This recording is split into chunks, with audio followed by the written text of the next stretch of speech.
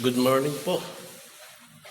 Ngayon po ay Monday na naman at panibago pong ikot na naman ng buhay ng mga tao, pagtatrabaho, pag-aaral at ang mga bagay na gagawin. Pero una po sa lahat ay nais ko pong muli munang dumulog sa Panginoon sa pamamagitan po ng tuloy na paglapit sa Kanya, sa panalangin at pag ninilay-nilay ng Kanyang salita. At salamat kahapon, ang gawain ay tagumpay na naman at tutuloy natin idalangin ang ating pong church sa maging patuloy na gamitin ng Panginoon ang bawat isa po sa atin. Bagamat may mga pagkakataon talaga na kuminsan ay dumarating po yung mga palalamig po ng iba dahil po sa mga kaabalahan. At hindi naman natin pwedeng kondenahin ng mga ito dahil nangyayari po talaga.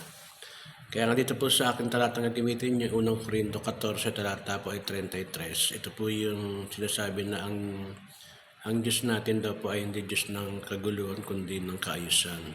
Sa mga nangyari po sa iglesia, sa mga naligid po sa Korinto na meron pong mga kalituhan po, no? Especially po yung leadership, kung paano tumatakbo pati sa service, at yung mga gifts po na ginagamit na nagiging abusement po sa ilan, at kung sino-sino po ang leader na tumatayo na hindi naman po talagang nararapat.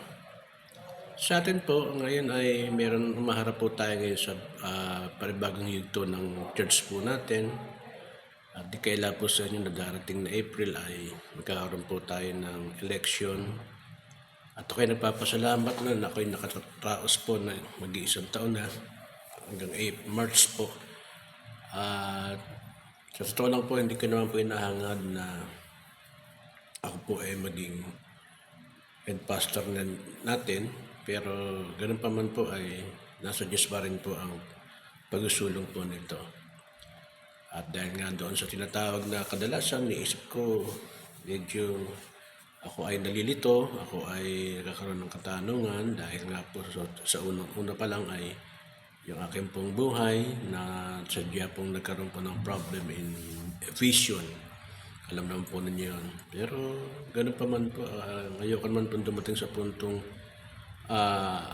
ako po ay haharap sa Panginoon, tapos yung mabanggit po ng Diyos yung aking pong naging kaisan, kapahayagan sa buhay ko, ibig sabihin yung ministry ko or yung tungkulin ko bilang anak niya, ay napakahirap naman pong sabihin sa Lord na, Lord, malabo mata ko, Lord, ganito po ako, hindi ko kaya. Kaya nakalagay po sa Bible, kapag binigyan ka ng talento, binigyan ka ng ganong bagay na hindi mo ginamit, kukunin pa iyo at ibibigay sa iba.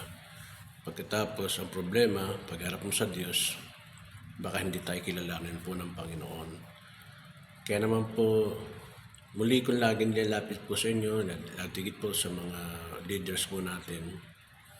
At panalangin ko rin po na makita po nila yung kahalagahan po ng paglilingkod. Hindi po tayo naglilingkod po para po sa atin mga sarili at sa mga pamunuan. Kayo po'y naglilingkod, maging ako'y naglilingkod po sa Diyos na hindi po nakikita, Diyos na buhay.